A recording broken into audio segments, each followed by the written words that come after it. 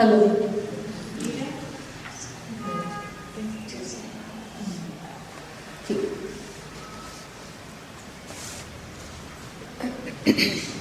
आपण गेल्या वेळेला 3रा अध्याय सुरू केला. हा 3रा अध्याय जो आहे हा कर्मयोगाचा अध्याय असे ह्याला म्हणतात. 3रा, 4था, 5व्यातलाही काही भाग कर्मयोग जिथे सांगितलं आहे. पण सुरुवातीलाच सांगते की असं अगदी ज्याला वॉटर टाईप कंपार्टमेंट म्हणतात की इथे एवढं म्हणजे एवढंच, इथे कर्म सांगितलं म्हणजे फक्त कर्मच सांगितलं असं ज्ञानेश्वरीमध्ये नाही आहे. आणि त्यामुळे हा कर्मयोगाचा अध्याय म्हणताना आपण असं लक्षात घेऊया की हा कर्मप्रधान अध्याय आहे. कर्मप्रधान आहे म्हणजे महत्त्वाचं काय आहे ह्या अध्यायामध्ये, तर कर्माचं महत्त्व सांगितलं आहे. कर्माचं महत्त्व या अध्यायामध्ये सांगितलेलं आहे. तर हा कर्मप्रधान आहे. पण आता कर्मप्रधान असं म्हणताना की ही गोष्ट महत्त्वाची आहे, पण ह्याच्याशिवाय इतरही काही गोष्ट त्याच्यामध्ये आहे असा अर्थ होतो. लक्षात आलं ना की कर्मप्रधान असं आपण म्हणतो त्यावेळेला तो अर्थ होतो की ह्याच्यामध्ये इतरही काही गोष्टीचा उल्लेख केलेला आहे. आणि कशाचा उल्लेख केलेला आहे तर इथे आपण 2ऱ्या अध्यायाकडून आता 3ऱ्या अध्यायाकडे आलो. 2ऱ्या अध्यायामध्ये ज्ञान योग, सांख्य ज्ञानयोग आणि कर्मयोग ह्या दोन्हीचाही उल्लेख 2ऱ्या अध्यायामध्ये केलेला होता. आणि तो कशासाठी केलेला होता, का भगवंतांनी सुरुवातीलाच 2ऱ्या अध्यायामध्ये या दोन्हीचा उल्लेख केला, ह्याचा जर आपण विचार केला तर आपल्या लक्षात येतं की ज्ञान हे सुद्धा कर्माशिवाय असू शकत नाही. म्हणजे ज्ञान, खूप ज्ञान आहे आपल्याला, खूप ज्ञान आहे, पण आपण त्याचा काही उपयोगच केला नाही तर काय अर्थ आहे त्या ज्ञानाला. साधं व्यवहारातला हा भाग आहे की आपल्याला खूप स्वयंपाक कसा करायचं सगळ्या पद्धती पाठ आहेत, आपल्याला सगळ्या रेसिपीज पाठ आहेत, हे सगळं आहे, पण आपण जर कधी स्वयंपाकच केला नाही तर त्याचा उपयोग काय आहे, हा आपल्या व्यवहारातला भाग आहे. तर म्हणजे कुठलंही असे नका, ज्ञान आहे पण त्याचा उपयोग नाही केला, त्याप्रमाणे कृती नाही केली, आचरण नाही केलं तर त्या ज्ञानाला काही अर्थ नाही. आणि त्याचप्रमाणे उलटही विचार आपल्याला लक्षात घेता येतो की कर्म करायचंय. आता जो काही कर्म योग म्हणून जो काही भाग सांगितला आहे 2ऱ्या अध्यायामध्ये, त्याच्यामध्ये तुम्हाला आठवत असेल की तिथे शब्द वापरलाय बुद्धियोग. बुद्धियोग असा शब्द वापरलाय. म्हणजे आपण इंद्रियांशी आपलं मन आणि बुद्धी निगडीत न ठेवता ती बुद्धी आणि आपलं मन हे आत्म्याशी निगडीत ठेवायचं, आत्म्याशी संयुक्त ठेवायचं. आणि आत्मा आणि परमात्मा हे एकच आहेत ह्याचं भान आयुष्यामध्ये कायम ठेवायचं. हे जे त्या बुद्धियोगामध्ये सांगितलेलं आहे. असं भान ठेवून ज्या वेळेला माणूस कर्म करतो त्यावेळेला त्याच्याकडून म्हणजे केलं जाणारं जे कर्म आहे त्याला कर्मयोग असं म्हणता येतं. बरोबर आहे? लक्षात आलं ना मी काय म्हणते ते. कारण योग ह्याचा अर्थच काय की योग म्हणजे कुठेतरी जोडलं जाणं. आता इथे साधकाची इच्छा काय आहे तर आपण आत्म्याशी आणि परमात्म्याशी जोडलं जावं. बरोबर. आता ते जर जोडलं जावं म्हणजे तसं जर इच्छा असेल, तशा प्रकारची इच्छा असेल की आपण परमात्मा आहोत, आपण आपलं खरं स्वरूप आत्मा हे आहे, हे जर साधकाच्या मनामध्ये अगदी स्थित झालंय, ज्याला स्थितप्रज्ञ असं म्हटलेलं आहे, हे जर समजा स्थित झालं असेल तर आपोआपच त्याच्याकडून घडणारं कर्म हे ज्ञानयुक्त बुद्धियुक्त कर्म असतं. लक्षात आलं? म्हणजे कर्माचा आणि ज्ञानाचा अशाही प्रकारे संबंध आहे. जसं ज्ञान हे कर्माशिवाय काही त्याचा उपयोग नाही, तसंच उलट्या बाजूने आपण जर पाहिलं तर कर्म हे ज्ञानाशिवाय कधी कर्मयोग ठरू शकत नाही, कधीही ठरू शकत नाही. कर्मयोग कधी म्हणता येतं? ज्या वेळेला त्या कर्माचा ज्ञानाशी संबंध असतो, विवेक बुद्धी असते, बुद्धी ही आत्मरत झालेली असते आणि आत्मा हा परमात्म्याशी एकरूप झालेला असतो. असं होऊन ज्या वेळेला कर्म केलं जातं, म्हणजे हे कर्म मी करत नाही आहे, ईश्वरच करतोय, मी फक्त एक साधन आहे, असं ज्या वेळेला भाव मनामध्ये असतो आणि कर्म केलं जातं, त्यावेळेला ते ज्ञानयुक्त कर्म असतं, बुद्धियुक्त कर्म असतं, तो बुद्धियोग असतो. तर असं हे कर्म आणि ज्ञान ह्यांचा हा संबंध आहे. म्हणून दुसरा अध्यायामध्ये सांख्य आणि कर्मयोग ह्या दोन्हीचाही उल्लेख भगवंतांनी केलेला आहे. आणि आता हे जे मी तुम्हाला आत्ताच सांगितलं की ज्ञान हे कर्माशी संयुक्त असलंच पाहिजे आणि कर्म हे ज्ञानाशी संयुक्त असलंच पाहिजे. दोन्ही दिशांनी हे ज्या वेळेला ते एकमेकांशी जोडलेलं असतं, त्याच वेळेला सर्व योग्य प्रकारे घडत असतं.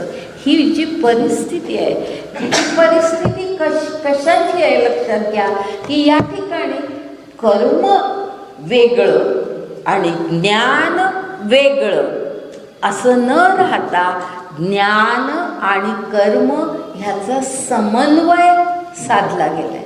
बरोबर आहे? समन्वय साधला गेलाय की आम्ही फक्त ज्ञानमार्गी आहोत असं म्हणून आपलं सगळं वाचत बसायचं, सगळं श्रवण करायचं आणि नुसतं बसून राहायचं, त्या ज्ञानाचा काही उपयोगच नाही. आणि तसंच कर्म जो करणारा आहे त्या कर्माला सुद्धा ज्ञानाचे डोळे असले पाहिजे, कर्माला ज्ञानाची दृष्टी असली पाहिजे, ज्ञानाचे डोळे असले पाहिजे.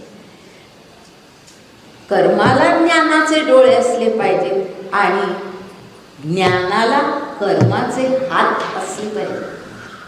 हात कृती, हात असणं याचा अर्थ कृती करणं. तर ते असं दोन्ही प्रकारे ज्या वेळेला घडतं, म्हणजेच ज्ञान आणि कर्म यामध्ये समन्वय कसा आहे हे सांगण्याचा प्रयत्न दुसऱ्या अध्यायामध्ये भगवंतांनी खरं म्हणजे केलेला आहे. पण दुर्दैवाने अर्जुनाच्या लक्षामध्ये तो समन्वयाचा भाग आला नाही. आणि याला कारण काय तेही मी गेल्या वेळेला सांगितलं होतं, आठवतं तुम्हाला?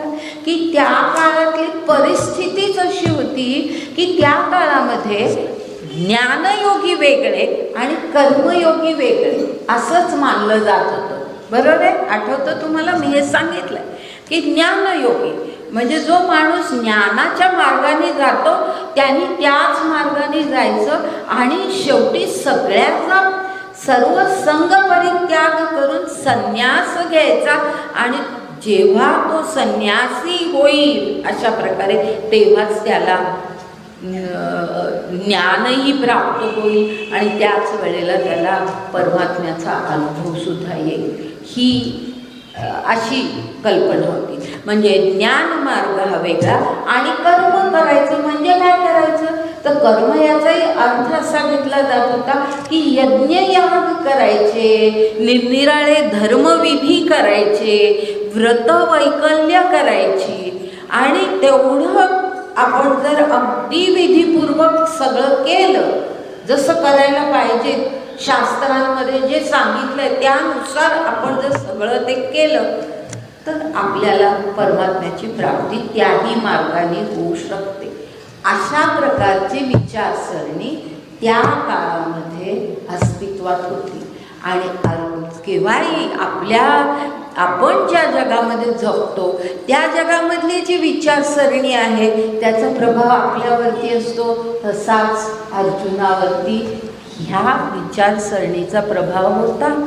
त्यांनी वेदांचा अभ्यास केला होता वगैरे, म्हणजे तेही होतं, पण तरीसुद्धा त्या सगळ्यातून शेवटी शिकवण अशीच दिली जायची गुरूंकडनं की हे दोन भिन्न मार्ग आहेत, तुम्ही एकतर ज्ञानाच्या मार्गाने जा, नाही तर कर्माच्या मार्गाने जा. आता अशी मनामध्ये जर एक आपण जसं निळा चष्मा लावला की पुढचं सगळं निळंच दिसतं, हिरवा लावला की सगळं हिरवंच दिसतं, तसंच आहे की मनामध्ये जर समजा एकाच प्रकारचे विचार माणसाने ठेवले आणि त्या दृष्टीने सगळ्या गोष्टींकडे पाहिलं तर त्याचा परिणाम आपल्याला जे काही समजतं त्याच्यावरती होतो. आणि तसा तो अर्जुनावरती झाला की कृष्ण काय म्हणतोय, कृष्णाला हा जो समन्वय साधायचा आहे तो त्याच्या लक्षात गेला नाही. ह्याचं कारण ही अशा प्रकारची विचारसरणी अर्जुनाच्या मनामध्ये होती. ही आता हा भाग आपण पाहिला. तर म्हणून आता त्या ह्याच्याकडनं ह्या कर्मप्रधान असं मी ज्या वेळेला म्हणते ना त्यावेळेला पुन्हा मला हेच सांगायचं आहे की भगवंत जे काही आता ह्या 3ऱ्या 4थ्या अध्यायामध्ये सांगतायत ते कर्म किती महत्त्वाचं आहे हे तर ते सांगतायत, पण कर्म कसं करायचं, कशाला योग्य कर्म म्हणायचं ह्याचा उल्लेख ते ह्या सगळ्या म्हणजे ज्ञान आणि कर्माचा संबंध ते पुन्हा म्हणजे त्या दोन्हीमधला समन्वय ते पुन्हा प्रस्थापित करणार आहेत. आणि विशेषतः 3ऱ्यापेक्षाही 4थ्या अध्यायामध्ये हे प्रकर्षाने आपल्याला दिसतं की या दोनमधला समन्वय किती योग्य प्रकारे त्यांनी साधलेला आहे. तर म्हणजे अर्जुनाची समजूत घालत असताना त्याला आता कळलं नाही आहे हे लक्षात घेऊन पुन्हा ह्या गोष्टी सांगण्याचा प्रयत्न ह्या अध्यायामध्ये केलेला आहे. तर आता हे 3रा अध्याय जो आहे त्या अध्यायामध्ये आपण मला अगदी बरोबर ओवी आठवत नाही, पण मला 34 हां अशी मध्येच मी थांबले होते एवढंच आठवत होतं की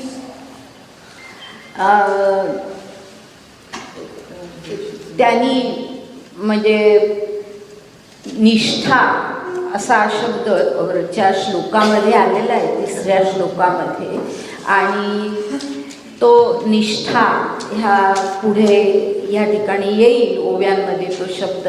पण निष्ठा ह्याचा अर्थ नीट लक्षात घ्या की निष्ठा म्हणजे केवळ काहीतरी आपलं मत सांगणं, आपला विचार सांगणं म्हणजे निष्ठा नव्हे की नाही मला ना हे बरोबर वाटतं असं आपण काही वेळेला म्हणतो ना, ही निष्ठा नाही.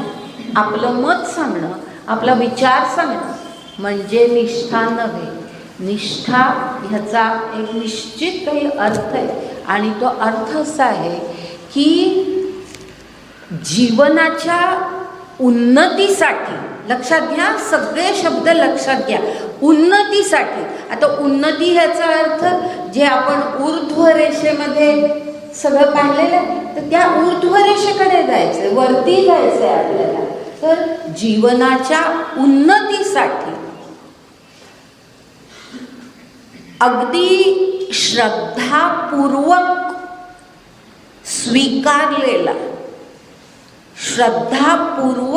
स्वीकारलेला म्हणजे अत्यंत श्रद्धेने स्वीकारलेला आचरणयुक्त स्वीकारलेला म्हणण्यापेक्षा स्वीकारलेलं म्हणा, कारण मला ते वाक्य पुढे असं घ्यायचं आहे. स्वीकारलेलं आचरणयुक्त तत्वज्ञान. लक्षात आलं? पुन्हा पाहिजे तर सांगते की जीवनाच्या उन्नतीसाठी श्रद्धापूर्वक स्वीकारलेलं आचरणयुक्त तत्वज्ञान म्हणजे निष्ठा. उन्नती तर साधायची आहे. आता उन्नती साधायची आहे तर ती कशा प्रकारे साधायची ह्याचा आपण विचार करतो.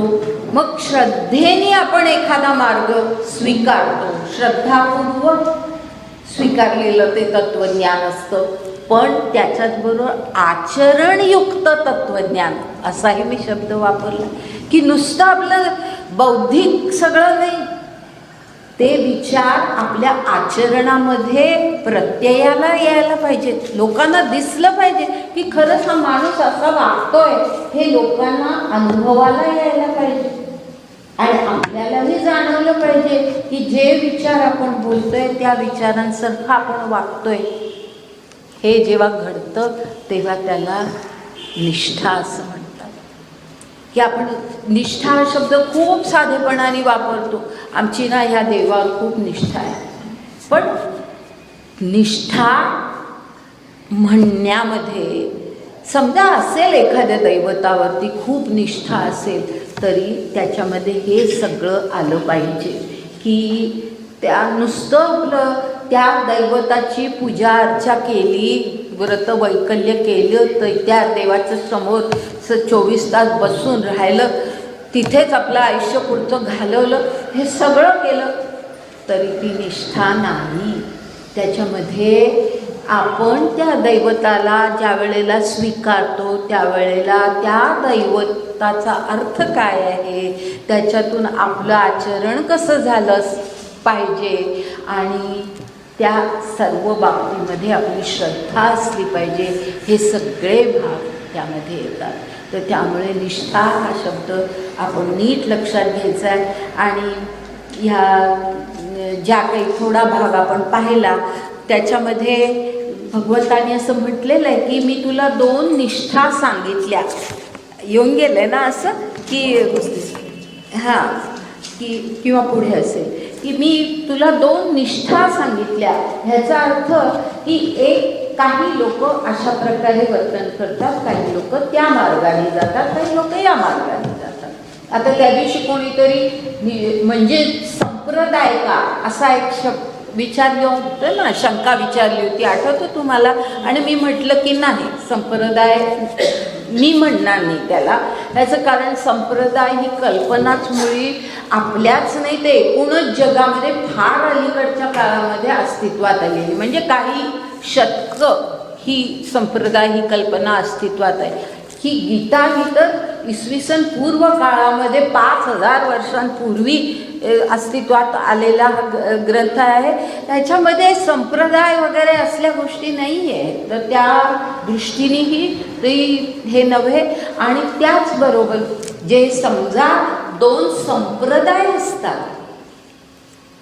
आता मी आणखीन त्याची आणखीन थोडं उल्लेख करते की ज्या वेळेला 2 संप्रदाय असतात की हा वारकरी संप्रदाय, हा आणखीन कुठला तरी संप्रदाय, हे जे 2 संप्रदाय असतात ते 2 संप्रदाय त्यांची काही एक विचारसरणी, त्यांची दैवत, त्यांचे काही विधी वगैरे जे काही गोष्टी असतील ते त्या संप्रदायातली माणसं त्याप्रमाणे सर्व करत असतात. पण कधीही त्या 2 संप्रदायांचा समन्वय होत नाही. बरोबर आहे ना? समन्वय नसतो. आणि इथे तर भगवंत 2ऱ्या अध्यायापासून आपल्याला तेच सांगतायत. अर्जुनाला काय किंवा आपल्याला काय हेच सांगतात ना की ह्या 2 मध्ये समन्वय आहे, हे तू लक्षात घे. मग आपण त्याला संप्रदाय कसं म्हणू शकतो? बरोबर आहे ना? तर अशा प्रकारे हे 2 संप्रदायाने ह्या निष्ठा हा शब्दच जास्ती बरोबर आहे. आणि आता मी 32व्या ओवीपासून वाचते. थोडा भाग 2-3 ओव्या झाल्या. या बोला अच्युतू म्हणतसे विस्मितू अर्जुना हा ध्वनी तू अभिप्रावो. जे बुद्धियोगू सांगता सांख्यमत संस्था प्रकटली स्वभावता प्रसंगे आम्ही. आता स्वभावता याचा अर्थ लक्षात आला ना. मी आता खूप स्पष्टीकरण त्याचं केलं की स्वभावता असं का म्हटलंय की बुद्धियोग म्हणजे कर्म कसं करायचं हे समजण्यासाठी आपल्याला सांख्य म्हणजेच ज्ञान काय आहे ते आपल्याला कळलं पाहिजे. आणि म्हणून मी तुला ज्ञानयोग आधी सांगितला असं ते म्हणतायत. तर स्वभावता आली म्हणजे मला सांगायलाच पाहिजे होतं ते, म्हणून मीच सांगितलं. तो उद्देश तू नेणसीची तुझ्या लक्षातच आला नाही. माझा उद्देश काय होता हे तुझ्या लक्षातच आला नाही.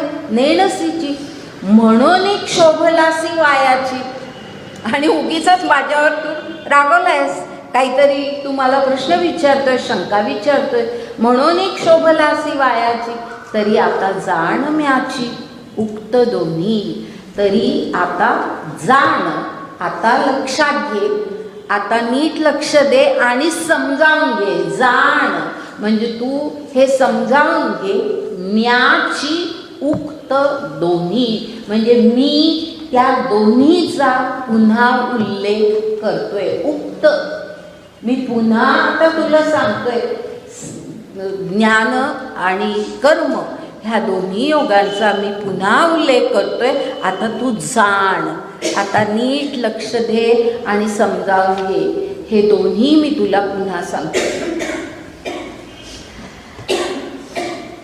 आता पुढे अवधारी वीर श्रेष्ठा ये लोकी या दोन्ही निष्ठा. बघा निष्ठा शब्द आलाय ना, तर त्याचा अर्थ काय तो मी सांगितला. अवधारी वीर श्रेष्ठा ये लोकी या दोन्ही निष्ठा मजची पासूनी प्रकटा अनादि सिद्धा. अर्थ मी सांगितला होता या अवधानीचा. त्या अनादि काळापासून ह्या सिद्ध झालेल्या अशा दोन निष्ठा आहेत आणि त्या माझ्यापासूनच प्रकट झाल्या आहेत. म्हणजे मीच हे मार्ग दाखवले आहे. एक ज्ञानयोग म्हणजे जो सांखी अनुष्ठीचे. सांखी असा आहे तो शब्द, ई वरती अनुस्वार आहे, नीट लक्षात घ्या. अशा एकेका गोष्टींनी त्या शब्दाचा अर्थ निश्चित होतो. तर एक ज्ञानयोग म्हणजे जो सांखी अनुष्ठीचे जेथ ओळखी सवे पाविजे तद्रूपता. हां, आता ह्याचा अर्थ असा आहे की हे मी सांगितलं नव्हतं गेल्या वेळेला, बरोबर आहे ना. हां, एक ज्ञानयोग म्हणजे एका मार्गाला ज्ञानयोग असं म्हणतात. जो सांखी म्हणजे सांख्य जे सांख्यवादी जे आहे, सांख्य मार्गातले जे आहे, सांख्य ज्ञानात्मक विचार करणारे जे आहेत, जो सांखी अनुष्ठीजे म्हणजे त्याचं अनुष्ठान करतात, म्हणजे त्या मार्गाने ते जातात. सांखी अनुष्ठीजे म्हणजे जे सांख्य असतात ते त्या ज्ञान मार्गाने जातात, ज्ञान मार्गाने जातात, ज्ञानयोग आचरतात.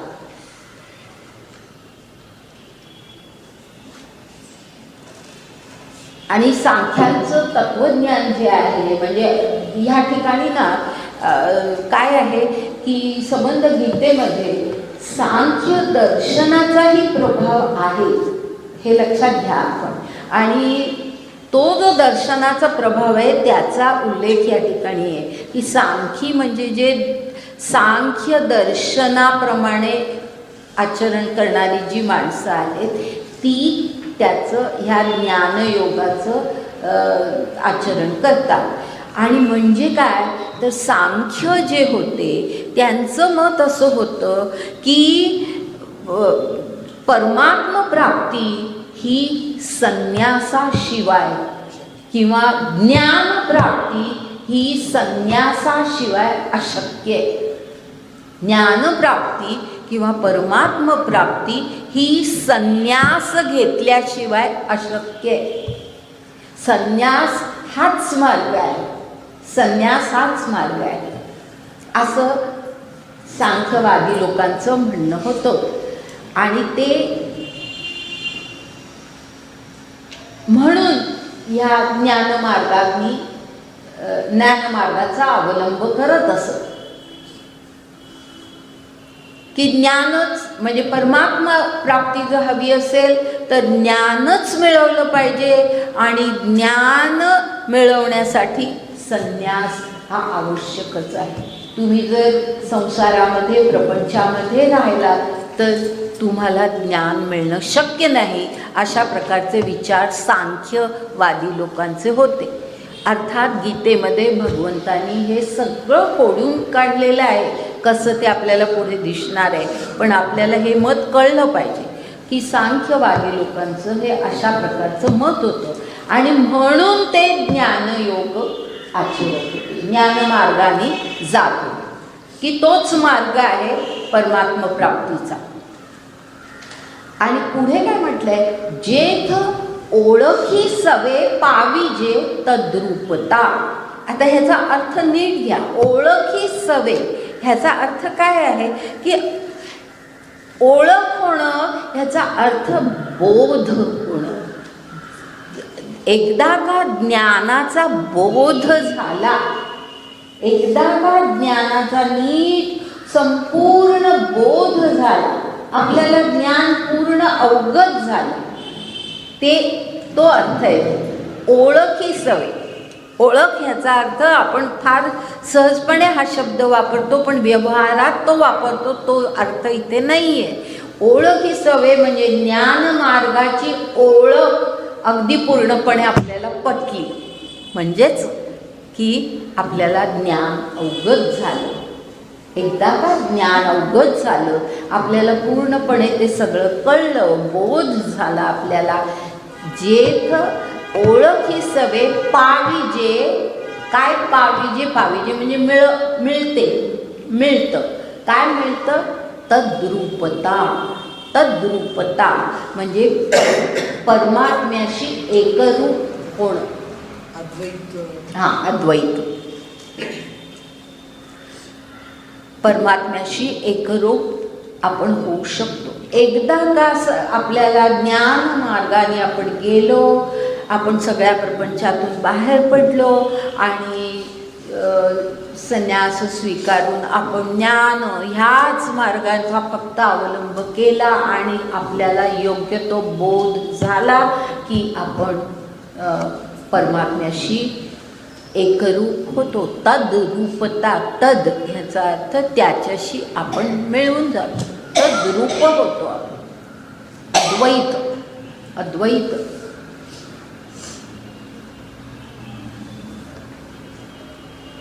म्हणजे ही अद्वैत ही जी कल्पना आहे ही ह्या सांख्य विचारामध्येही होती आणि वेदांतामध्येही आहे.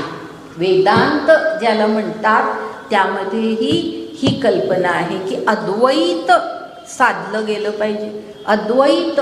द्वैत म्हणजे दोन, म्हणजे मी वेगळा, हा परमात्मा वेगळा, मी वेगळी आणि ही व्यक्ती वेगळी. म्हणजे माझ्यात आणि ह्या व्यक्तीमध्ये भेद आहे, माझ्यात आणि परमात्म्यामध्ये भेद आहे, असं जे असतं ते द्वैत. ते द्वैत. आणि अद्वैत ह्याचा अर्थ की मी म्हणजेच परमात्मा, मी म्हणजेच हे संपूर्ण विश्व, मी म्हणजेच ही सगळी माणसं, माझा जो आत्मा आहे तोच आत्मा ह्या सर्वांचा आहे. लक्षात घ्या, मी हे खूप काही महत्त्वाचे शब्द आता वापरायला लागलेली आहे आणि हे शब्द हळूहळू स्पष्ट होत जाणार आहेत. कारण आपण आत्मा ही एक सामान्य अशी काहीतरी आपण कल्पना आपल्या डोक्यामध्ये असते की माझा आत्मा, त्याचा आत्मा आणि कोणाचा आत्मा, मग त्या ह्याच्यानंतर मृत्यूनंतर त्याच्या आत्म्याला स्वर्गप्राप्ती झाली वगैरे वगैरे, किंवा यांनी एकदा म्हटलं होतं त्याप्रमाणे की आत्मा हा आधीच्या जन्मातले जे काही विचार आहेत, गुण आहेत, जे काही त्यांनी केलेली कर्म आहेत ती बरोबर घेऊन पुढे जातो. ह्या ज्या सगळ्या कल्पना आहेत, सामान्य कल्पना आहेत, ह्याचा अर्थ काय आणि हा आत्मा हा शब्द जो वापरला जातो त्याचा अर्थ काय, या दोनमध्ये भिन्नता आहे. मी अगदी आता नुसतं फक्त एवढंच सांगते, ज्या वेळेला आपण त्या विचारामध्ये जाऊ त्यावेळेला मी अधिक स्पष्टीकरण ह्या सगळ्याचं करणार आहे. पण तर अशा प्रकारे की द्वैत आणि अद्वैत हे दोन वेगळं, तर या ठिकाणी अद्वैत तद्रूपता ह्याचा अर्थ ते अद्वैत निर्माण होतो. परमात्मा आणि त्या व्यक्तीचा आत्मा ह्यांच्यामध्ये, म्हणजे ज्याला अहम ब्रह्मास्मी म्हणतात. हां, आता तोंडाने म्हणणं फार सोपं आहे आणि असं म्हणतात लोक सतत दिवसभर सुद्धा अहम ब्रह्मास्मी अहम ब्रह्मास्मी. त्याचं जर त्याप्रमाणे आचरण नसेल तर ते फक्त शब्दच आहे, तर तसं त्याला अद्वैत म्हणताच येणार नाही. आणि अहम ब्रह्मास्मी असं कधी त्या व्यक्तीच्या बाबतीमध्ये घडलेलं आहे असं आपण म्हणूच शकत नाही. म्हणजे काय की आणखी दुसऱ्या शब्दामध्ये मी असं म्हणेन की एकूणच ज्ञान जे आहे ना, हे जे ज्या ज्ञानाचा आपण आता ह्या सगळ्या ह्याच्यामध्ये उल्लेख करतोय, हे जे सगळं ज्ञान आहे, ह्या ज्ञानाची जाणीव असणं म्हणजेच ज्ञानाची अपूर्णता असते. लक्षात आलं मी काय म्हटलं ते? ज्ञानाची जाणीव असणं, मला हे माहिती आहे, मला हे सगळं कळतं,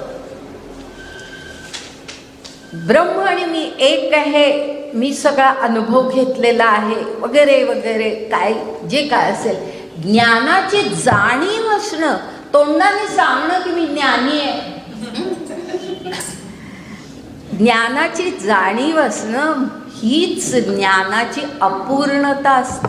ज्ञानाची अपूर्णता असते. जे रहीमानी त्या दोह्यात म्हटलं ना, जो जानत है वो कहत नहीं, जो कहत है वो जानत नहीं. असं तोंडाने म्हणण्यामध्ये कुठलंही काहीही कळलेलं नसतं आणि ते सगळं नुसतं शाब्दिक असतं, त्याला काही अर्थ नसतो. तर या ठिकाणी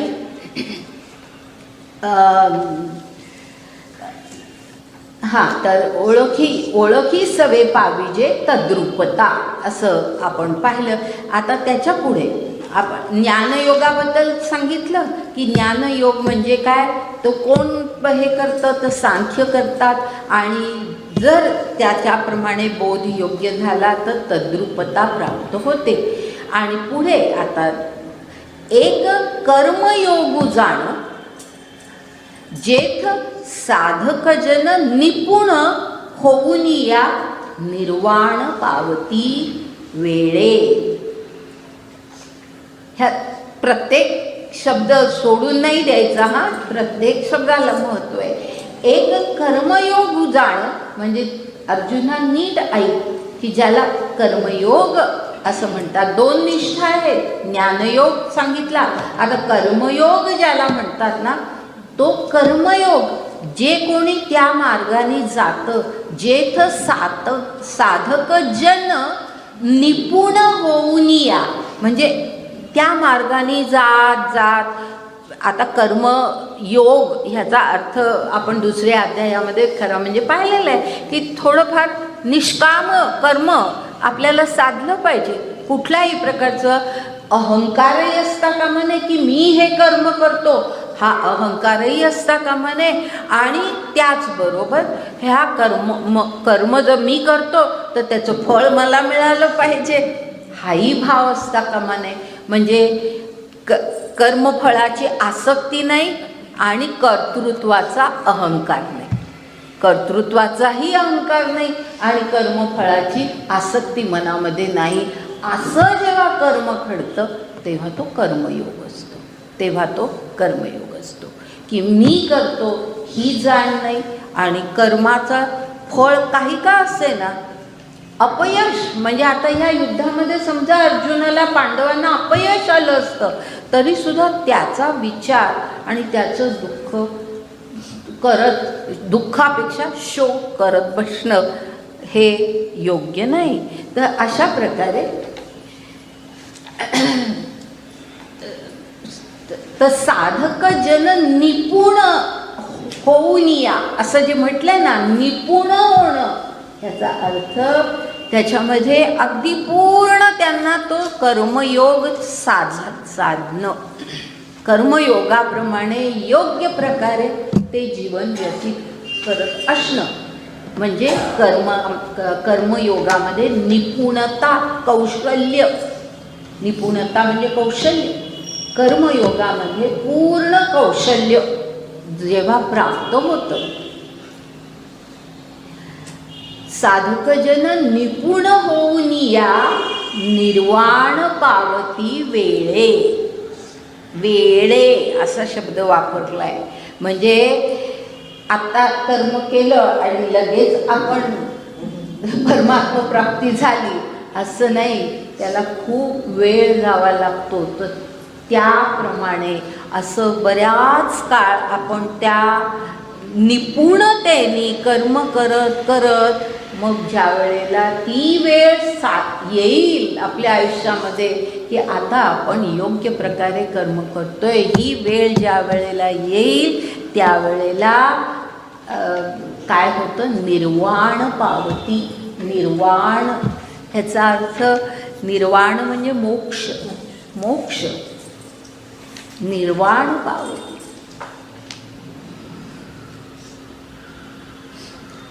पण आता मी निर्वाण ह्याचा अर्थ मोक्ष असं एक साधा अर्थ सांगण्यासाठी म्हणून मी म्हटलं. पण लक्षात घ्या की ही संपूर्ण ज्ञानेश्वरी आणि गीता अशा प्रकारची आहे ते ग्रंथ की मोक्ष ही जी आपली नेहमीची कल्पना आहे की मृत्यूनंतरच मोक्षप्राप्ती शक्य आहे, बरोबर आहे.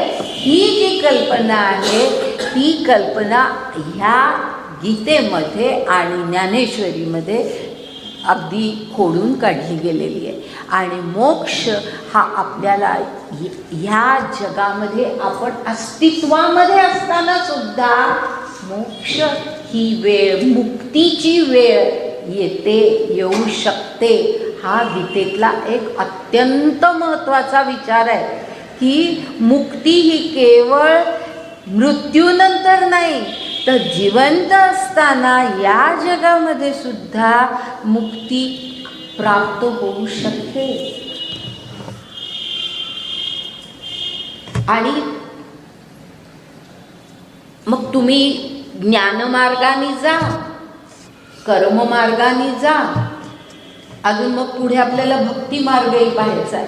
तर कुठल्याही मार्गाने जा, ज्या वेळेला हा जो निपुण शब्द वापरलाय ना, ह्या तिन्ही मार्गांना आपण लावून टाकू की ह्या तिन्ही मार्गातला अगदी निपुणता, अगदी पूर्ण कौशल्य आपल्याला ज्या वेळेला अवगत होतं ना की ज्ञान जे खरं ज्ञान आहे, शुद्ध ज्ञान आहे ते आता प्राप्त झालेलं आहे. अशी वेळ ज्या वेळेला येते, माणसाने बोलून न का दाखवेना पण अशी वेळ जेव्हा आयुष्यात येते किंवा कर्मयोग आपण अत्यंत चांगल्या प्रकारे पार पाडतो, ही वेळ ज्या वेळेला येते किंवा भक्तीची आपण नंतर चर्चा करणार आहोत. पण ह्या कुठल्याही मार्गाने गेलं ना तरीसुद्धा ज्या वेळेला पूर्णावस्थेला असं आपण म्हणू, पूर्णावस्थेला माणूस पोचतो, त्या मार्गाने जाऊन पूर्णावस्थेला पोचतो. म्हणजे जे काही साध्य करायचे ते सगळं साध्य करण्याची वेळ आता आली आहे त्याला. असा पूर्णावस्थेला ज्या वेळेला माणूस पोचतो त्यावेळेला तो माणूस जिवंत असला तरीसुद्धा त्या माणसाच्या एकूण व्यक्तिमत्वामध्ये, त्या माणसाच्या एकूण चेहऱ्यावरती सुद्धा एक असा शांत, प्रसन्न आणि तेजस्वी असा एक भाव दिसतो. लक्षात घ्या. विवेकानंद आणा डोळ्यासमोर, विवेकानंद आणा डोळ्यासमोर की काय काय तेज, काय प्रचंड तेज आणि काय प्रचंड सगळं जे काही एक प्रसन्न. कधीही विवेकानंद काहीतरी असे काहीतरी भयंकर चिंतेत आहेत असा कधीही त्यांच्या चेहऱ्यावरती दिसणार नाही. कुठल्याही त्यांचा फोटो बघा, मूर्ती बघा, काही बघा, तर एक प्रसन्नता, एक शांत भाव आणि एक अत्यंत तेजस्वी असं रूप ज्या वेळेला येतं ती मुक्तीची वेळ असते. तीच मुक्ती असते. म्हणजे जिवंत असताना मुक्त होणं हे म्हणणे असं की मृत्यूनंतरच मुक्ती नाही, जिवंत असताना सुद्धा हे अशा प्रकारे ज्या वेळेला एखाद्या माणसाचं व्यक्तिमत्व असतं की तो पूर्णतः अशा अवस्थेला पोचलाय की तो त्याच्या चेहऱ्यावर बघा असा एक शांत भाव दिसेल, एक अत्यंत प्रसन्नता दिसेल, एक प्रचंड तेज दिसेल. असं जे काही त्याचं ते रूप आहे ना, तीच त्याच्या मुक्तीची अवस्था आहे असं आपण म्हणू शकतो. तर त्यामुळे अर्थात ह्याचा आणखीन खूप मोठं विवेचन संबंध ज्ञानेश्वरीमध्ये पुढे होणार आहे. पण ह्या ठिकाणी सुरुवातीलाच मी हे सांगते की मुक्ती ह्याचा नेहमी आपण जो अर्थ घेतो की मृत्यूनंतर मुक्ती, तो आता डोक्यातून काढून टाकायचा. आपण आपले विचार आता बदलत जायचे, हे नवीन अर्थ आपण लक्षात घ्यायचे आणि ते नवीन अर्थ आपल्याला हे गीता आणि ज्ञानेश्वरी हे ग्रंथ आपल्याला देत असते. इतरही सगळेच ग्रंथ आहेत. मी ह्या ह्याचं निरूपण करते म्हणून मी त्याबद्दल बोलते. तर अशा प्रकारे कर्मयोग किंवा ज्ञानयोग हे दोन्ही मार्गाने ह्या परिस्थितीला माणूस जाऊ शकतो. आता पुढची ओवी घेते. हे मार्गू तरी दोन्ही परी एकवटती निदानी. बघा इथे पुन्हा समन्वय आहे की हे मार्गू तरी दोन्ही परी एकवटती निदानी. अर्थ काय सांगते निदानीचा? एकवटती निदानी जैसी सिद्ध साध्य भोजनी तृप्ती एकी. आता निदानी ह्याचा अर्थ अंतिम फळ. निदानी असं जे म्हटलंय ना त्याचा अर्थ अंतिम फळ. काय जे काय साध्य करायचंय, ज्याच्यासाठी आपण ज्ञानमार्गाने गेलो, ज्याच्यासाठी आपण कर्ममार्गाने गेलो, जे आपल्याला साध्य करायचंय ते काय आहे तर एकवटती निदानी. ह्याचा अर्थ त्या दोन जरी ते मार्ग असले तरी त्या दोन्ही मार्गाने गेलं तरी शेवटी पुन्हा एकच फळ प्राप्त होतं. कारण दोन्ही मार्गांचं साध्य तेच असतं. लक्षात आलं? दोन्ही मार्गांना तेच मिळवायचंय. परमात्म प्राप्ती, आत्मानुभव हेच मिळवायचंय. आणि ते दोन्हीचं निदानी असा शब्द आहे. त्याचा अर्थ असा आहे की अंतिम फळ किंवा अंतिम साध्य दोन्हीचं एकच आहे. आता त्यांनी एक उदाहरण दिलंय. जैसी सिद्ध साध्य भोजनी तृप्ती एकी. म्हणजे सिद्ध साध्य याचा फार मोठा आध्यात्मिक अर्थ घेऊ नका, अगदी साधा व्यावहारिक अर्थ या ठिकाणी आहे. आणि तो असा की सिद्ध साध्य भोजन म्हणजे काय?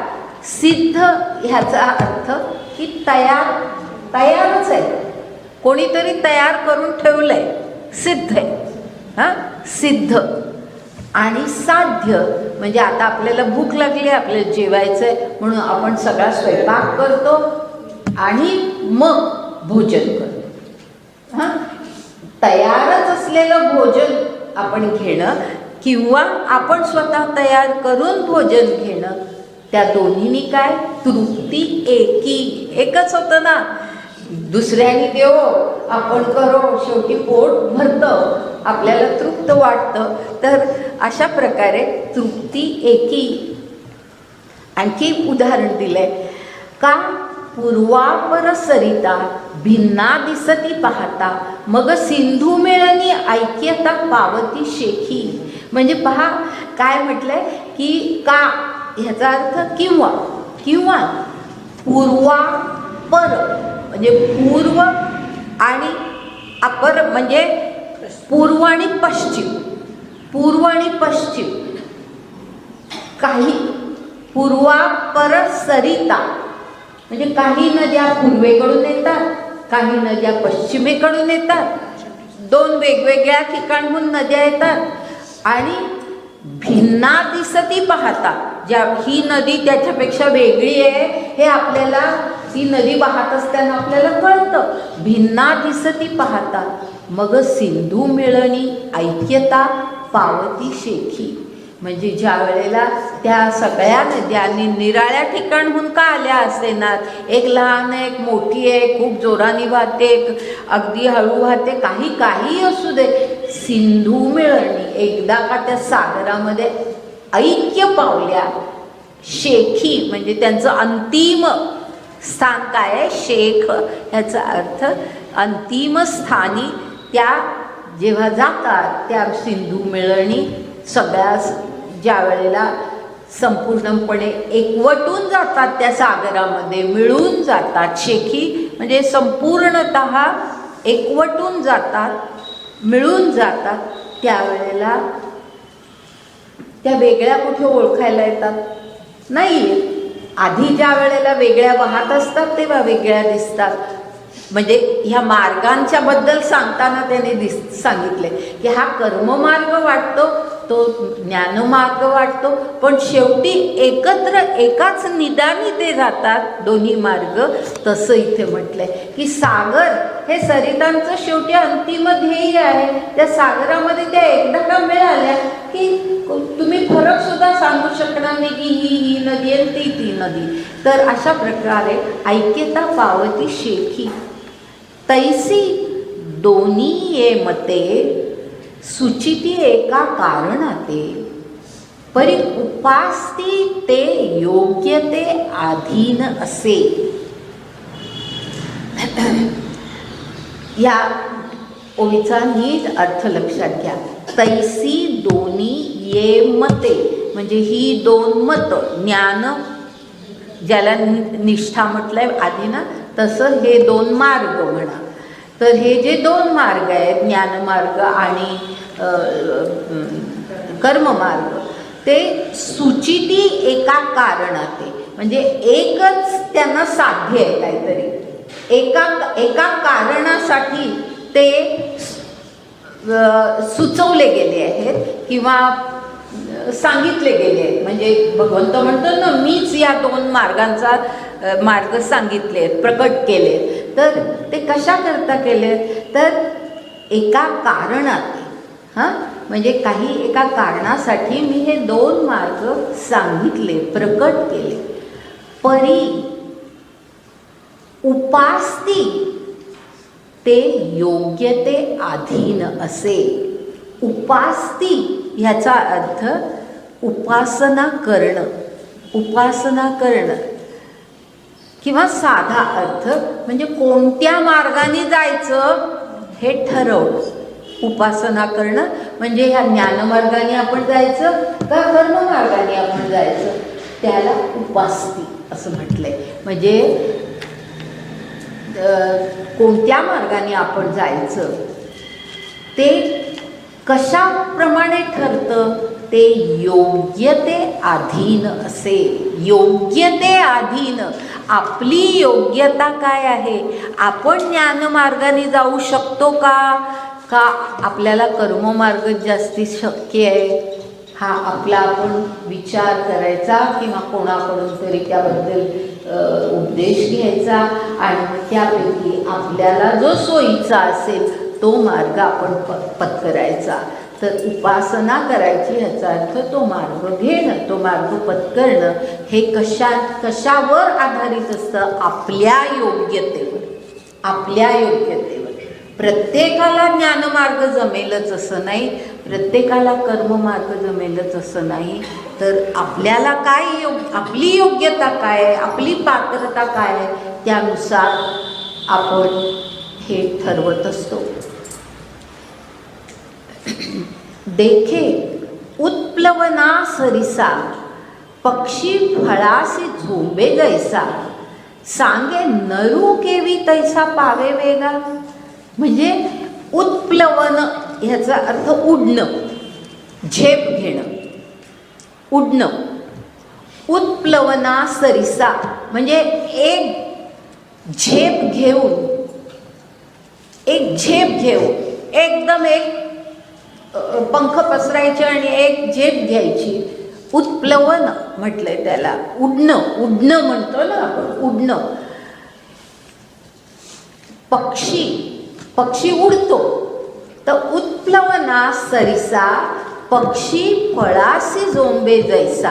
म्हणजे एखाद्या झाडाला छानपैकी एखादं पिकलेलं फळ दिसते, पक्षी काय करेल? कुठेतरी दुसरीकडे, आणि त्याने ते फळ पाहिलं की पटकन एक झेप घेईल आणि त्या फळाकडे पोचेल. म्हणजे त्याला काही फार मोठा वेळ सुद्धा लागणार नाही, तो तिथे जाऊन पोचेल. तर उत्प्लवना सरिसा, पक्षी फळासी झोंबे जैसा, सांगे नरू केवी तैसा पावे वेगा. नरू म्हणजे माणूस जाईल का? माणसाला काय उडता येतं का? तिथे वर कुठेतरी झाडावरती फळ दिसतंय, माणूस काही उडून एकदम त्या फळाची जाऊ शकेल का? तर म्हणजे पक्षी जे करू शकतो तो कितीही बुद्धिमान असलेला माणूस करू शकत नाही. माणसामध्ये बुद्धी खूप आहे, पण पक्षामध्ये जे कौशल्य आहे उडण्याचं ते माणसामध्ये नाही, आणि त्यामुळे माणूस काही ते करू शकत नाही. तो हळू पुढे, त्याचं तेच उदाहरण पुढे काय दिलंय, तो म्हणजे कोण? तो माणूस, कोणी माणूस, तो हळूहळू ढाळे केतुकेनी एके वेळे, मार्गाचेनी बळे निश्चित ठाकी. म्हणजे माणसाचं काय होतं की ढाळ म्हणजे फांदी. माणूस उडू तर शकत नाही, मग तो काय करतो? फळ त्याला घ्यायचंय, तर फळ घेण्यासाठी तो काय करू शकतो? तर हळूहळू ढाळे. मुद्दाम हे उदाहरण इतकं सुंदर आहे की त्याच्यात कर्ममार्ग आणि ज्ञानमार्गातला फरक दाखवलाय ज्ञानदेवांनी. हे गीतेत उदाहरण नाही आहे, हे ज्ञानेश्वरीत आहे, आणि किती सुंदरपणे तो फरक दाखवलाय पहा की हळूहळू ढाळे. या हळूहळूला सुद्धा महत्व आहे. हळूहळू ढाळे म्हणजे एक आधी पहिल्यांदा खोडावर चढलं पाहिजे झाडाच्या, मग त्या खोडावरून ह्या फांदीवर गेलं पाहिजे, मग असं करत ह्या फांदीवरून त्या फांदीवर करत शेवटी त्या फळाच्या जवळ माणूस पोचेल. म्हणजे शेवटी हळूहळू झालं ना. पक्षी जसा एका झेपेत गेला तसं काही माणसाला जाता येत नाही, आणि तो हळूहळू ढाळे केतुकेनी एके वेळे म्हणजे हळूहळू एक पाऊल टाकत, मार्गाचे बळे म्हणजे त्या मार्गाच्या आधाराने, त्याचा मार्ग म्हणजे त्या फांद्या, तो त्याचा मार्ग, त्या मार्गाच्या आधाराने निश्चित ठाकी. म्हणजे एक काहीतरी करून शेवटी त्या फळाकडे तो पोचेल. तैसे देख पहा. आता बघा हे उदाहरण देऊन पुढे अर्जुनाला सांगितलंय, तैसे देख पहा विहंगम मते अधिष्ठुनी ज्ञानाते सांख्य सद्य मोक्षाते आकळती. म्हणजे अर्जुना त्याचप्रमाणे विहंगम मते, ह्याचा अर्थ की विहंग म्हणजे पक्षाप्रमाणे अधिष्ठुनी ज्ञानाते म्हणजे ज्ञानमार्ग पत्करू, अधिष्ठुनी ज्ञानाते पक्षाप्रमाणे ज्ञानमार्ग पत्करून सांख्य किंवा ज्ञानी लोक, ज्ञानी माणसं सद्य मोक्षाते आकळती. म्हणजे मोक्ष जसं ते फांदीवरचं फळ आहे तसं ह्या माणसाला काय हवं आहे, तर मोक्ष हवा आहे. तर ते मोक्ष मिळवण्यासाठी तो अशा प्रकारे हळूहळू विहंग मते म्हणजे पक्षाप्रमाणे, पक्षी जसा एका झेपेत जातो तसा ज्ञानी माणूस जो असतो तो पक्षासारखा जास्ती वेगाने मोक्षाप्रत जाऊ शकतो. ज्ञानी माणूस हा जास्ती वेगाने मोक्षाप्रत जाऊ शकतो. आणि ज्ञानी ह्याचा अर्थ मुद्दाम सांगते की ज्ञानी ह्याचा अर्थ खूप IQ असा नाही. आत्मज्ञान, साधना करणं सगळं बरोबर आहे, पण त्यामध्ये कसं आहे की आधी म्हटलं ना की आपल्यातली पात्रता, आपल्यातली योग्यता काय आहे त्याप्रमाणे आपण मार्ग स्वीकारतो. तर काही माणसं अशी असतात की जी एखाद्या गोष्टीचं ज्ञान करून घेण्यासाठी त्याचं वाचन करतील, श्रवण करतील, त्यावरती चिंतन करतील, मनन करतील, अभ्यास करतील. ह्या सगळ्या पात्रता काही लोकांमध्ये असतात. बरोबर आहे? प्रत्येकाने विचार करून पहा की सगळ्यांना हे झेपत नाही की अभ्यास करणं, चिंतन करणं, मनन करणं, निरनिराळ्या ठिकाणी त्यावरती जे काही कोणी सांगतंय त्याच्याबद्दलचं श्रवण करणं किंवा वाचन करणं, त्याच्यावरती कितीतरी ग्रंथ आहे ते सगळे वाचन करणं, त्याचं आकलन करून घेणं. ह्याच्यासाठी केवळ IQ नाही पुरत, ती आतली एक म्हणून ह्या गोष्टींना निष्ठा म्हटलंय ना, ती निष्ठा असते. तर त्या निष्ठेने ते जात असतात आणि त्या प्रकारे जे जातात ते अशा प्रकारे मग ते ज्ञान मिळवतात आणि शेवटी त्यांना जे काही साध्य करायचं आहे त्या साध्याप्रत ते पोचतात. निश्चित ठाकी म्हणजे त्या साध्यापर्यंत, त्यांच्या ध्येयापर्यंत ते पोचतात, निश्चितपणे पोचतात.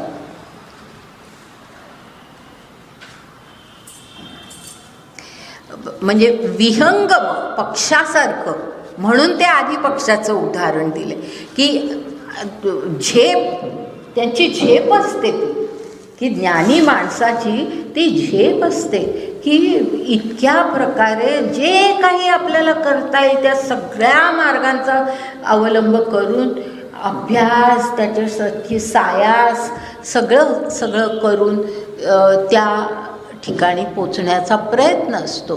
तर अशा प्रकारे ज्ञानी माणसं ही अशा प्रकारे आपल्या साध्याप्रत पोचू शकतात. येर पुढे जाते आता, येर योगिये कर्माधारे विहितेची निजाचारे पूर्णता अवसरे पावते होती. येर म्हणजे दुसरे, इतर म्हणजे जे ज्ञानमार्गाने जाणारे नाही, जाऊ शकत नाही, मग ते येर म्हणजे दुसरी जी माणसं आहेत की ज्यांच्यामध्ये ती पात्रता नाही, मग ते काय करतात, असे योगी म्हटले कारण हा योग आहे, योग साधना आहे. योग म्हणण्यापेक्षा ती योग साधना आहे. योग प्राप्त करण्यासाठी ती साधना असते, तर ती योग साधना आहे. तर अशा प्रकारे म्हणून त्यांना योगीये म्हटले. येर योगीये. तर असे बाकीचे जे योगी असतात ते काय करतात, कर्माधारे विहितेची निजाचारे. आता इथे विहित शब्द आलाय, म्हणजे आपल्या परिस्थितीनुसार, आपल्या स्थानानुसार जे कर्म करणं आपल्याला प्राप्त आहे त्याला विहित कर्म म्हणायचं, की हे कर्म आपण केलं पाहिजे. विहित कर्म. की आता उदाहरणार्थ अर्जुनाला युद्ध करायला पाहिजे, कारण ती परिस्थिती तशीच आहे की ज्या ठिकाणी तो त्यासाठीच आलेला आहे रणांगणावरती, आणि त्यांनी ते साध्य करून घेतलं पाहिजे. तर विहितेची निजाचारे म्हणजे स्वतः प्रयत्न करून त्या प्रकारे आचरण करून प्रयत्न करून पूर्णता अवसरे पावती होती. पूर्णता, त्यांनाही पूर्णता मिळते, त्यांनाही अनुभव येतो, पण तो कसा येतो? अवसरे, त्याला वेळ लागतो. जसं पक्षी आणि माणूस यामध्ये फरक दाखवला आहे, की माणूस कसा हळूहळू या फांदीवरून त्या फांदीवरून असं हळूहळू, म्हणजे माणसाचा जो आहे तो क्रममार्ग आहे, क्रममार्ग आहे, आणि पक्षाचा आहे तो विहंगम मार्ग आहे. तस विहंगम मार्ग आहे, आणि तसा ज्ञानी माणसाचा विहंगम मार्ग आहे, आणि कर्मयोगी जो असतो त्याचा क्रम मार्ग आहे. क्रम, हळूहळू, त्याला काही एकदम साध्य होऊ शकत नाही, म्हणून अवसरे शब्द वापरलेला आहे. आणि आधीसुद्धा तसंच त्यांनी सांगितलं की कधीतरी ती वेळ येते की ज्या वेळेला तो पूर्णता पावतो. तर अशा प्रकारे अवसरे पावते होती. आता पुढे आपण जातोय. वाचोनी कर्मारंभ उचित न करिताची सिद्धवत कर्महीना निश्चित होईजेना. म्हणजे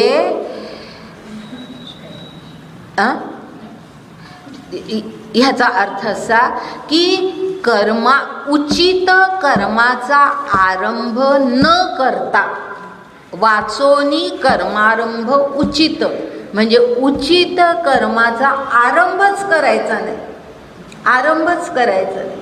जसं अर्जुनाने केलं ना, की त्यांनी मुळे युद्ध करायचंच नाकारलं, युद्धाला सुरुवातही झालेली नव्हती, म्हणजे आरंभच त्यांनी केला नाही. तर उचित कर्माचा आरंभच करायचा नाही. वाचोनी कर्मारंभ उचित न करिताची, म्हणजे ते न करता असा जो माणूस असतो की उचित कर्माचा आरंभच करत नाही, आणि जो कर्महीन असतो, कर्महीन म्हणजे जो कर्म करायचंच नाकारतो, नाही कर्म करायचंच नाही, त्याला कर्महीन म्हटलंय. तर असा जो असतो, असा जो कर्महीन असतो तो सिद्धवत निश्चित होईजेना. थोडे शब्द इकडचे तिकडे करा, अर्थ बरोबर लागतो. वाचोनी कर्मारंभ उचित न करिताची कर्महीना निश्चित सिद्धवत होईजेना. अर्थ कळला? होणारच नाही, तो सिद्धी त्याला प्राप्त होणारच नाही. का? प्राप्त कर्म सांडिजे. का म्हणजे किंवा, का प्राप्त कर्म सांडिजे म्हणजे जे प्राप्त आपल्याला करायला पाहिजे असं जे कर्म आहे ते सांडिजे, सोडून दिलं. प्राप्त कर्म सांडिजे येतुलेनी नैष्कर्म्या होईजे. म्हणजे आपल्याला जे प्राप्त करायचं, प्राप्त कर्म जे आहे ते सोडून टाकलं आणि आता मी नैष्कर्म्य झालो असं म्हणायचं. येतुलेनी म्हणजे असं करून, प्राप्त कर्म सोडून मी आता नैष्कर्म्य झालो असं म्हणणं, हे अर्जुना वाया बोलीजे मूर्खपणे. स्पष्ट म्हटलंय मूर्खपणा आहे हा, की प्राप्त कर्म जे आहे ते न करता आता मला नैष्कर्म्य सिद्धी झाली असं म्हणणं. कारण आता लक्षात घ्या की ह्या ठिकाणी नैष्कर्म्य जो शब्द आलाय ना, त्याचा अर्थ आपल्याला आता ह्याच्या पुढच्या भागामध्ये कळला पाहिजे. पण ह्याचा कसा अर्थ होऊ शकतो पण तसा का करायचा नाही हे आता मी तुम्हाला सांगते. की नैष्कर्म्य हा जो शब्द आहे त्या शब्दाचा व्याकरणानुसार, व्याकरण जर आपण पाहिलं तर व्याकरणानुसार अर्थ काय होतो की काहीही हालचाल न करणं, काहीही कृती न करणं म्हणजे नैष्कर्म्य व्याकरणानुसार. हां, जर नैष्कर्म्य या शब्दाचा व्याकरणाप्रमाणे आपण अर्थ पाहिला तर तो अर्थ असा होतो की काहीच कृती करायची नाही, काहीही हालचाल करायचीच नाही. जे पातंजल योगामध्ये समाधी अवस्था, मी तुम्हाला आधी सांगितलंय, पातंजल योगामध्ये समाधी अवस्था ही अशी सांगितली गेली आहे की हालचाल करायची नाही, काय वाटेल ते होऊ दे. म्हणजे त्या माणसाला भुकेची जाणीव नसली पाहिजे, झोपेची गरज नसली पाहिजे वगैरे वगैरे, अशी जी अवस्था प्राप्त होते त्याला समाधी अवस्था असं पातंजल योगामध्ये म्हटलेलं आहे. तर तसं जे आहे तर ते म्हणजे हालचाल न करणं, हां, शरीराची हालचाल न करणं, हे व्याकरणानुसार हा अर्थ आहे नैष्कर्म्य ह्याचा. आता पुढे भगवंत आपल्याला नैष्कर्म्य म्हणजे काय, ह्याचा खरा अर्थ काय, योग्य अर्थ काय हे आता पुढे आपल्याला सांगतायत. की प्राप्त कर्म सांडिजे येतुलेनी नैष्कर्म्या होईजे, हे अर्जुना वाया बोलीजे मूर्खपणे. म्हणजे हा मूर्खपणा आहे असं म्हणणं, हा मूर्खपणा आहे. म्हणजे हे मत त्यांनी खोडून टाकलेलं आहे की ह्याला नैष्कर्म्य म्हणायचं, काही हालचाल न करणं याला नैष्कर्म्य म्हणायचं, हा मूर्खपणा आहे असं त्यांनी म्हटलं. आता पुढे सांगे पहिलं तिरा जावे, ऐसे व्यसनका जेथ पावे, तेथ नावे ते त्यजावे धडक केवी.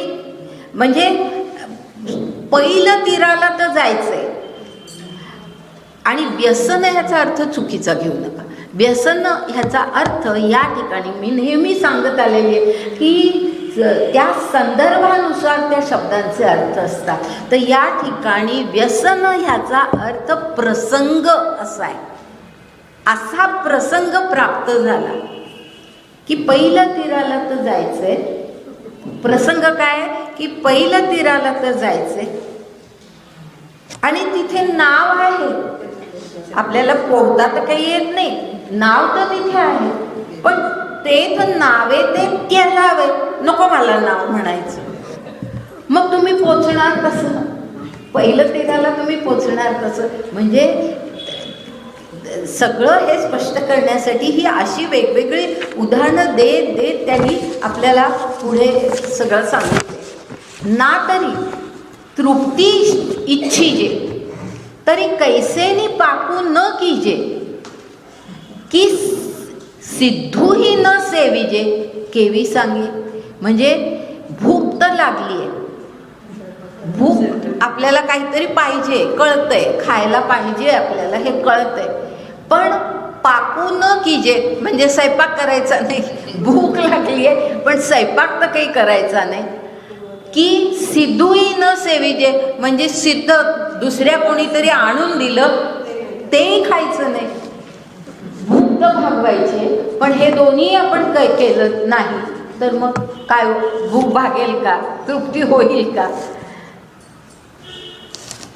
जव निरार्थता नाही तव व्यापारू असे पाही, मग संतुष्टीचा ठाई खुंटे सहजे. म्हणजे निरार्थता ह्याचा अर्थ म्हणजे इच्छा, इच्छा.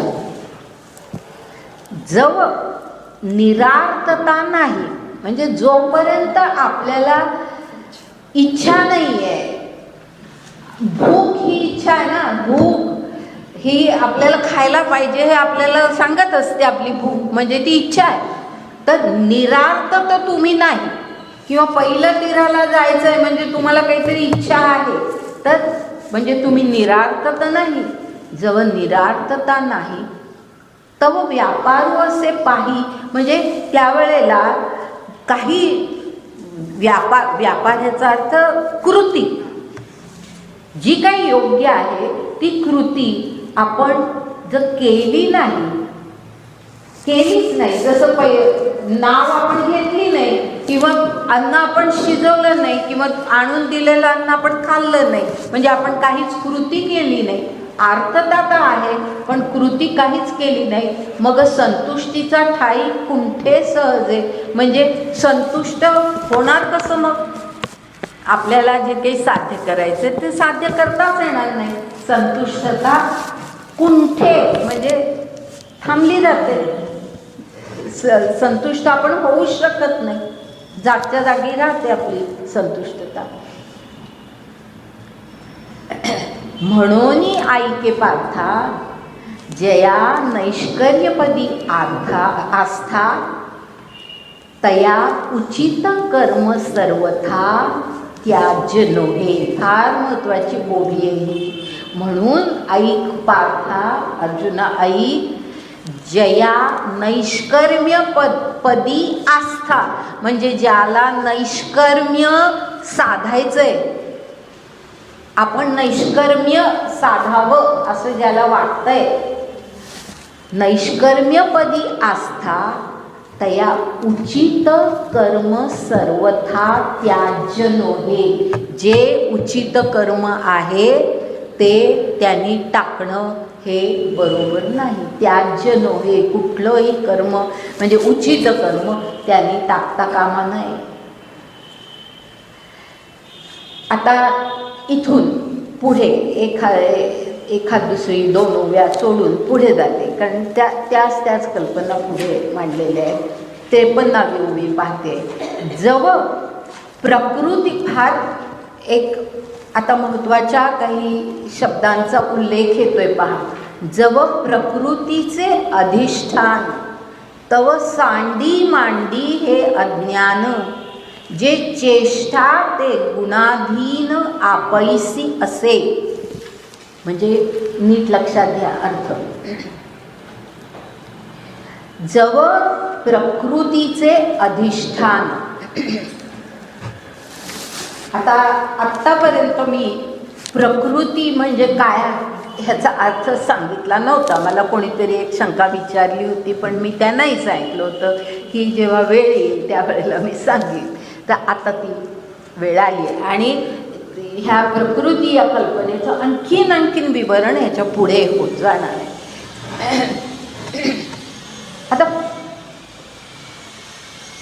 ह्या ओवीचा अर्थ पाहण्याच्या आधी मी 2 शब्द तुम्हाला सांगते की जे सांख्य तत्वज्ञानामध्ये आहे, गीतेमध्ये आहे, ज्ञानेश्वरीमध्ये आहे, आपल्या सगळ्याच तत्वज्ञानामध्ये आलेले आहे.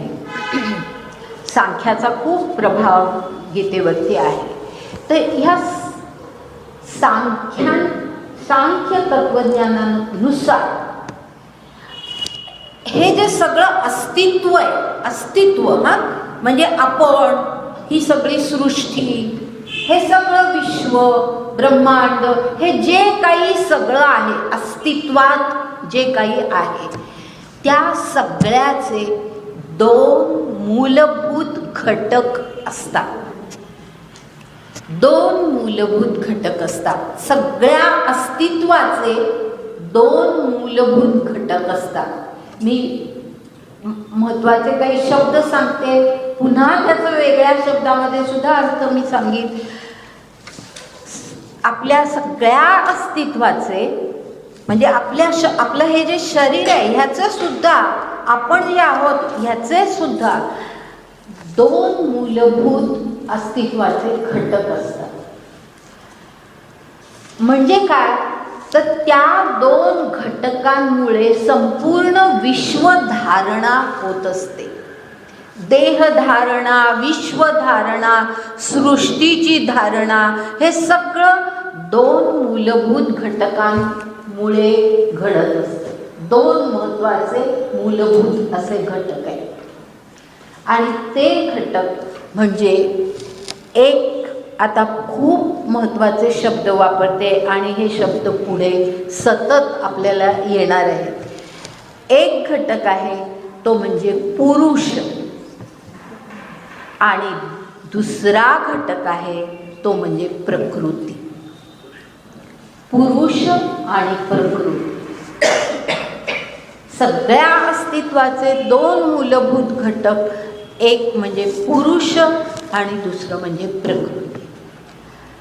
आता पुरुष म्हणजे काय आपल्याला ह्याचे अर्थ कळले पाहिजे, तरच आपल्याला पुढे आणखीन पुढच्याही अध्यायांमध्ये असलेलं सगळं जे काही विवेचन आहे ते कळायला, हे मुळात आपल्याला ह्याचा अर्थ कळले पाहिजेत या कल्पनांचे. तर पुरुष हा जो शब्द आहे गीते जसं सांख्यांनी वापरला आहे तसा सगळ्या तत्त्वज्ञानामध्ये आहे, गीतेमध्येही तो आहे. आता पुरुष म्हणजे काय, तर पुरुष या ठिकाणी जे दोन महत्त्वाचे घटक विश्वधारणाचे त्यामधला एक जो घटक पुरुष तो म्हणजे आत्मा. आत्मा, पुरुष म्हणजे आत्मा.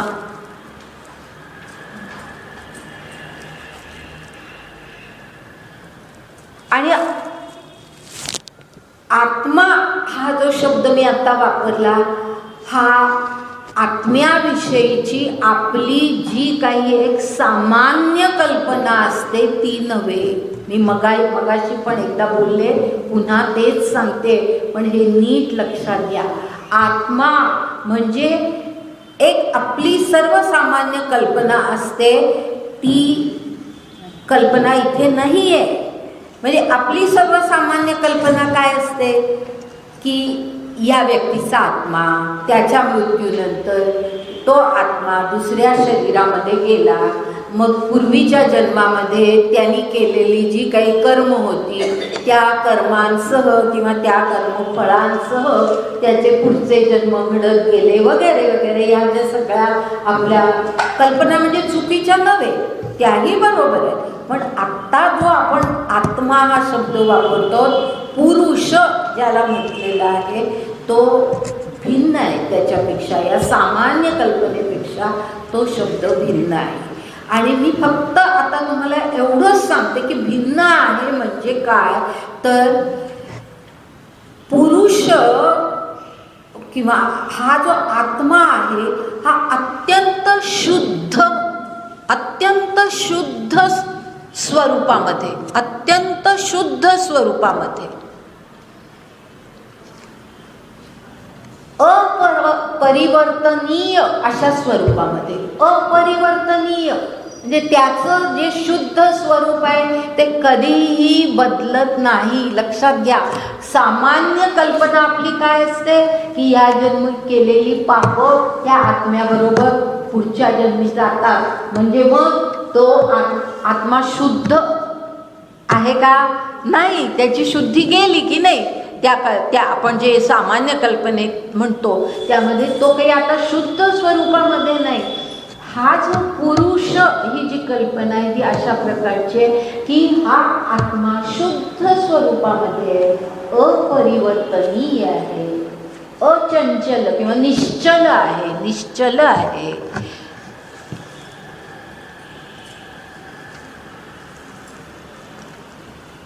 अशी ही पुरुष आत्मा ही कल्पना. आता ह्याचं फार विवेचन मी इथे करत नाही, पुढे आपण करणार. या ठिकाणी एवढंच करते कारण सांख्य तत्त्वज्ञानामध्ये ह्याचं फार वेगळ्या प्रकारे विवेचन केलेलं आहे आणि गीतेमध्ये ते जरा वेगळ्या प्रकारे केलेलं आहे, म्हणून मी आत्ता त्यामध्ये पडत नाही. फक्त एवढंच सांगते की जे आपण पुरुष म्हणजे आत्मा असं आपण जे म्हटलं, तो आत्मा म्हणजे अगदी शुद्ध, म्हणजे अगदी शांत, पूर्ण ज्ञानी स्वरूपाचा.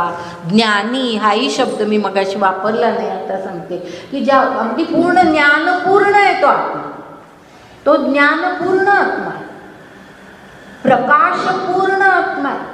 जसा सूर्याला दुसऱ्याचा प्रकाश लागत नाही सूर्याचा आधी एकदा ओबी येऊन गेली ना, की काय सूर्याच्या घरी काय वात लावली तर प्रकाश दिसतो का?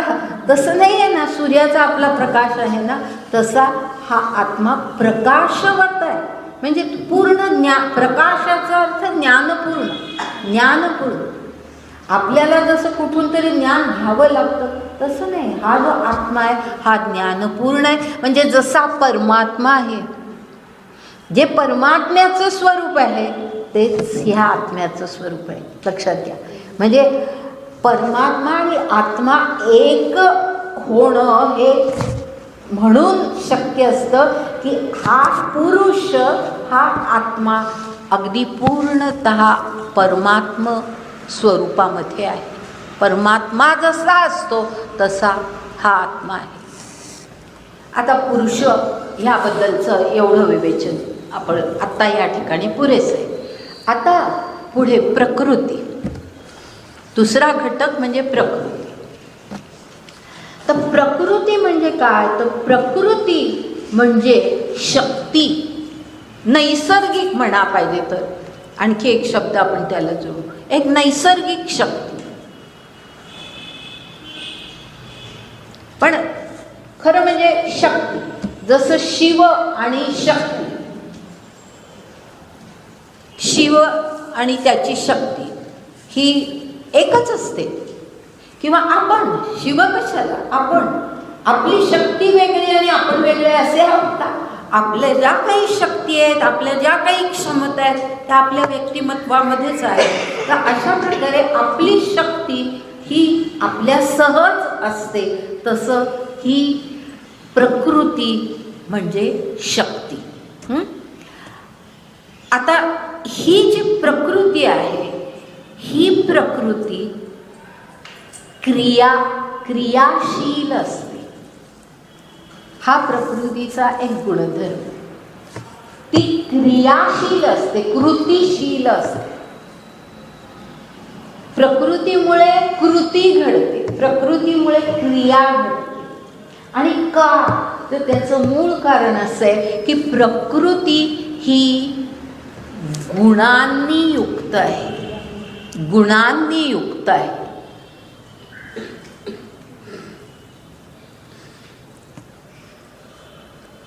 गुणांनी युक्त. आता गुण म्हणजे काय माहिती आहे तुम्हाला? त्रिगुण, सत्व रज तम, हे जे गुण आहेत हे प्रकृतीचे गुण आहेत. हे प्रकृतीचे गुण आहेत. ती त्या गुणांनी युक्त असते.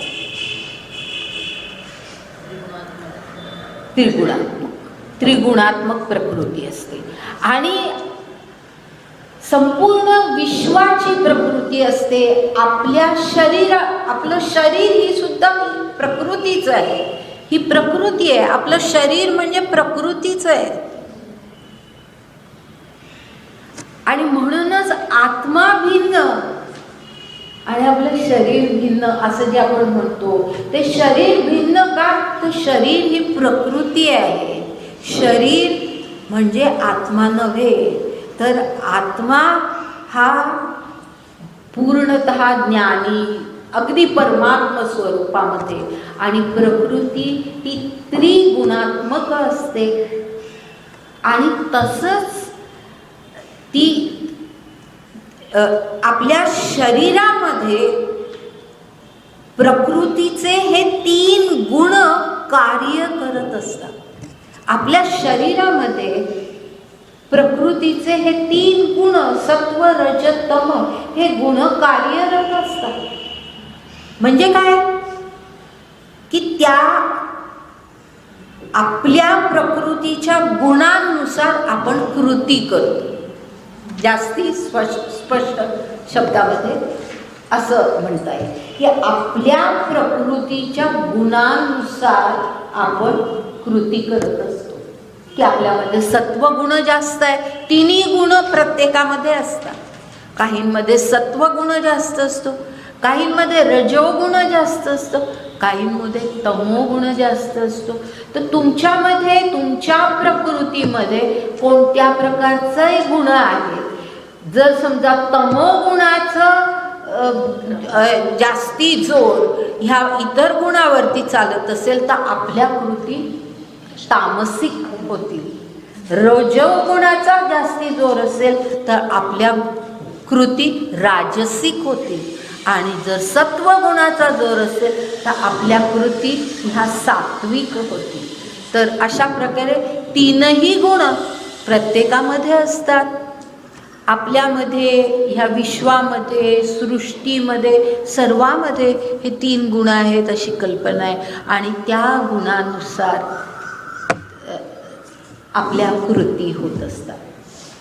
हे आता लक्षात आलं. तर पुरुष आणि प्रकृती ह्याचं एवढं विवेचन या ठिकाणी पुरेसं आहे. आपण पुढे ह्याचं आणखी नंतर जेव्हा जरूर आहे त्यावेळेला आपण आणखी विवेचन करू. आता या ठिकाणी एवढी जे पहिलं जे आहे त्याचा मी उल्लेख करते. जव प्रकृतीचे अधिष्ठान तव सांडी मांडी हे अज्ञान, जे चेष्टा ते गुणाधीन आपैसी. म्हणजे काय? जव प्रकृतीचे अधिष्ठान म्हणजे प्रकृतीचं अधिष्ठान आपल्या शरीरामध्ये. ही जी त्रिगुणात्मक प्रकृती आहे त्या प्रकृतीचं अधिष्ठान जेव्हा जोपर्यंत आपल्या शरीरामध्ये आहे, ती प्रकृती आपल्या शरीरामध्ये कार्यरत आहे, तोपर्यंत सांडी मांडी हे अज्ञान. म्हणजे मी हे टाकतो, मी हे सोडतो किंवा मी हे करतो असं मी म्हणणं म्हणजे स्वतःकडे कर्तृत्वाचा अभिमान बाळगणं की मी हे करतो.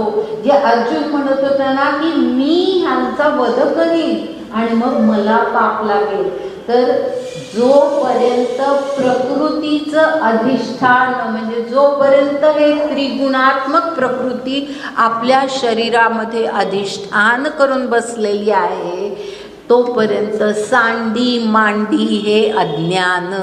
म्हणजे हे सगळं असं बोलणं हे अज्ञान आहे. जे चेष्टा याचा अर्थ कृती कर्म, जे चेष्टा कुठलंही जे कर्म आहे जी कृती आपण करतो ते गुणाधीन म्हणजे प्रकृतीच्या गुणानुसार ते कर्म घडतं. प्रकृतीच्या गुणानुसार ते कर्म घडतं. आपल्या हातात काही नाही, गुणाधीन आहे ते, गुणाधीन आहे. त्या प्रकृतीच्या गुणानुसार ते कर्म घडत असतं. आपैसी म्हटलंय, आपैसी स्वाभाविकपणे आपण ते रोखू शकत नाही. आपली प्रकृती ते कळतच असते.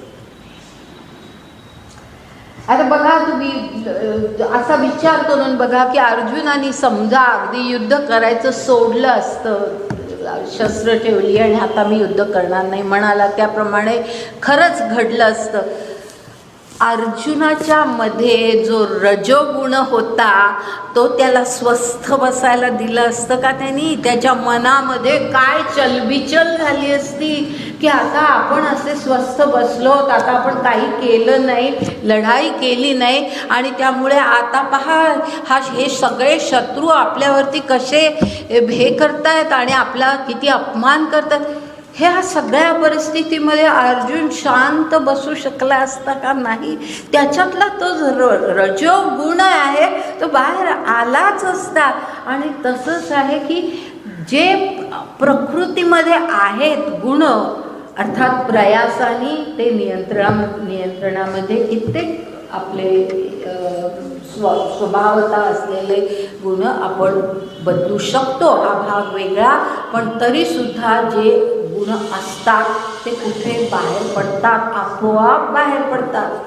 मी आज इथेच थांबते, पण एक गोष्ट असंच सांगून थांबते की हे जे सांडी मांडी म्हटलंय ना की मी हे सोडतो असं आपण म्हणतो, मी आता ह्याच्या पुढे हे असं करणार नाही, मी सोडलं. अगदी सोडलं असं अगदी आग्रहाने आपण म्हणतो, तसं घडत नाही. ते आतलं उफाळून बाहेर येतं.